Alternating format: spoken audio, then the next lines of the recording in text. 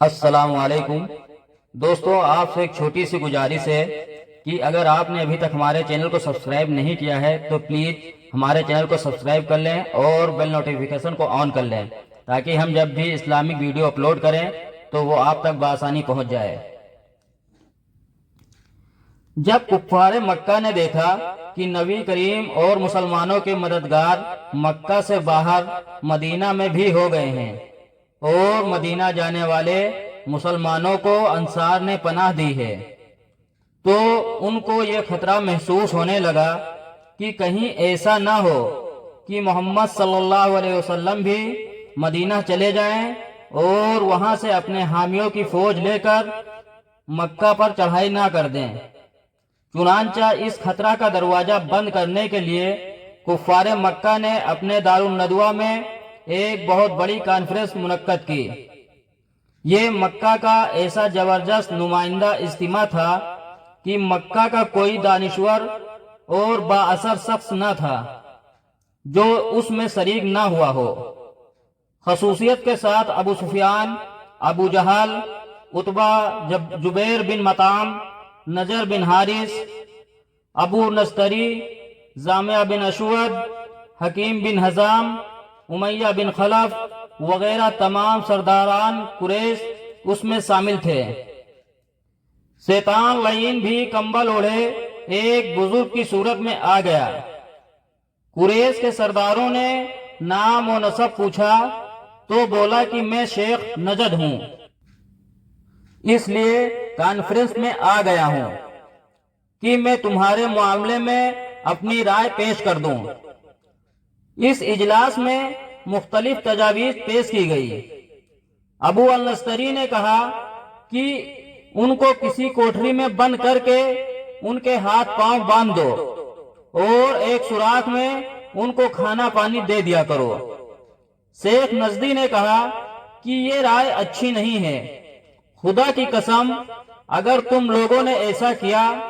تو ان کے جانشاروں کو خبر ہو جائے گی اور وہ اپنی جان پر کھیل کر ان کو قید سے نکال چھڑائیں گے۔ ابو الاسود ربیعہ بن عمرو عامری نے مشورہ دیا ان کو مکہ سے نکال دو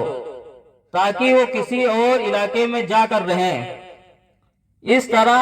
ہم کو ان کے قرآن اور تبلیغ اسلام سے نجات مل جائے گی۔ یہ سن کر شیخ نجدی بگڑ گیا اور کہنے لگا تمہاری اس رائے پر لعنت، کیا تم کو معلوم نہیں کہ ان کے کلام میں کتنی مٹھاس اور تاثیر و دلکشی ہے؟ خدا کی قسم اگر تم لوگ ان کو سحر بدر کر کے چھوڑ دو گے تو یہ پورے عرب میں لوگوں کو قرآن سنا سنا کر تمام قبائل عرب کو اپنا تابع فرمان بنا لیں گے اور پھر اپنے ساتھ ایک عظیم لشکر لے کر تم پر ایسی الگار کر دیں گے کہ تم ان کے مقابلے سے عاجز و ناچار ہو جاؤ گے، اور پھر بجز اس کے کہ تم ان کے غلام بن کر رہو کچھ بنائے نہ بنے گی، اس لیے ان کو جلا وطن کرنے کی تو بات ہی مت کرو۔ ابو جہل بولا صاحبوں، میرے ذہن میں ایک رائے ہے جو اب تک کسی کو نہیں سوجھی۔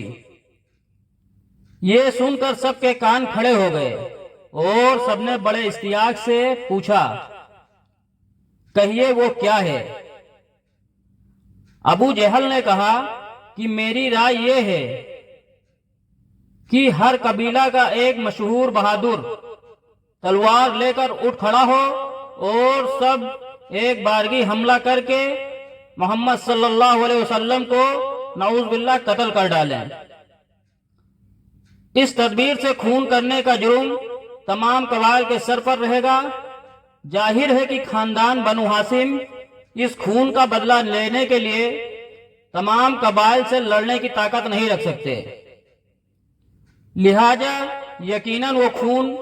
بہا لینے پر راضی ہو جائیں گے اور ہم لوگ مل جل کر آسانی کے ساتھ خون بہا کی رقم ادا کر دیں گے۔ ابو جہل کی یہ خونی تجویز سن کر شیخ نجدی مارے خوشی کے اچھل پڑا اور کہا بے شک یہ تدبیر بالکل درست ہے،